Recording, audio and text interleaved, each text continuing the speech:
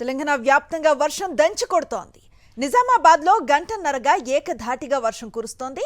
Railway కమాన్ వద్ద భారీగా వరద నీరు చేరింది. ఆర్టీసీ బస్సు వరద నీటిలో చిక్కుకుంది.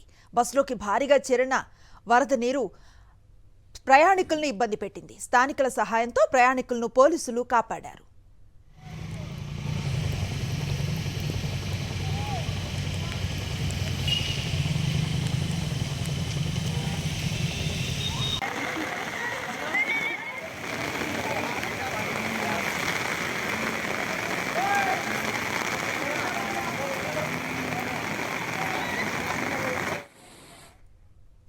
జగిత్యాల జిల్లాలోనూ కుండపోతగా వర్షం కురుస్తోంది. గంట పాటు ఆగకుండా కురిసిన వర్షానికి లోతట్టు ప్రాంతాలు జలమయమయ్యాయి. మార్కండేయ నగర్లో డ్రైనేజీలు పొంగి పొర్లుతున్నాయి. భారీ వరద నీటిలో ద్విచక్ర వాహనాలు కొట్టుకుపోయాయి.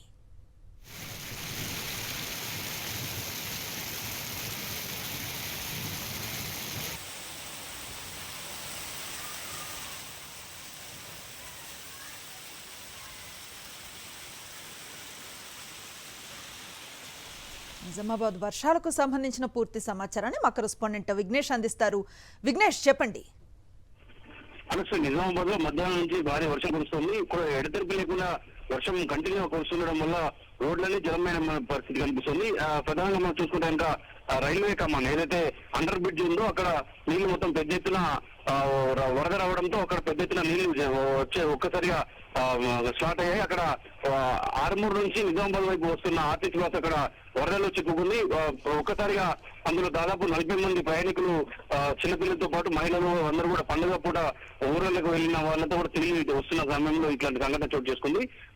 ఒక్కసారిగా నీళ్ళలో అది బస్సు చిక్కుపోవడంతో అందరూ కూడా భయాందోళనకు గురయ్యారు. అక్కడ ఉన్న స్థానికులు వెంటనే ట్రాఫిక్ పోలీసులకు సమాచారం అందించారు. పక్కనే ఉన్న ట్రాఫిక్ పోలీసులు అలాగే స్థానికులు ఎల్లమ్మగుట్ట ప్రాంతంలో ఉన్న స్థానికులంతా కూడా యువకులు వెంటనే అక్కడికి వెళ్లి బస్సులో నుంచి ప్రయాణికులందరినీ కింది తీసి సురక్షితంగా ఒడ్డుకు తీసుకొచ్చే పరిస్థితి. వాళ్ళందరినీ ప్రస్తుతానికైతే వారందరూ సురక్షితంగా ఉన్నారు. మొత్తం దాదాపు 35 నుంచి 40 మంది ప్రయాణికులు దీంట్లో ప్రయాణించిన పరిస్థితి. ఒక్కసారిగా దాదాపు బస్సు సగం వరకు నిండిన దృశ్యాలు మనం చూస్తున్నాం దృశ్యాల్లో.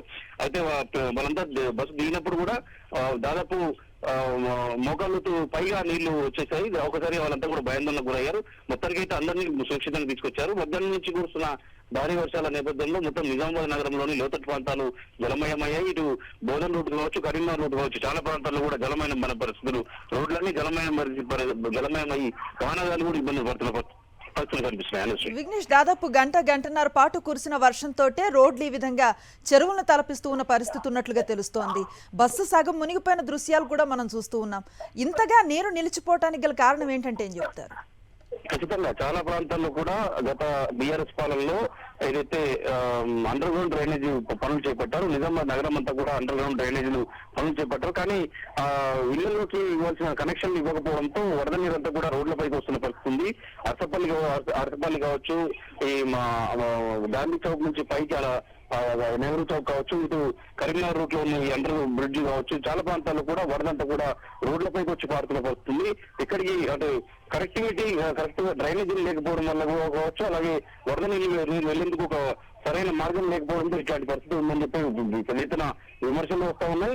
ఇప్పటికైనా గత ప్రభుత్వ హయాంలో చేపట్టిన ఈ అండర్ గ్రౌండ్ డ్రైనేజ్ పనులు పూర్తి స్థాయిలో చేపట్టాలని కూడా డిమాండ్ చేస్తున్నాయి.